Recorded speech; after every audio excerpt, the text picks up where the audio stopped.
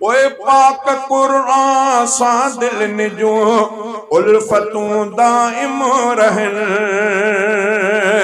पाक कुरान सा दिल निजो उल्फतूं कायम रहन।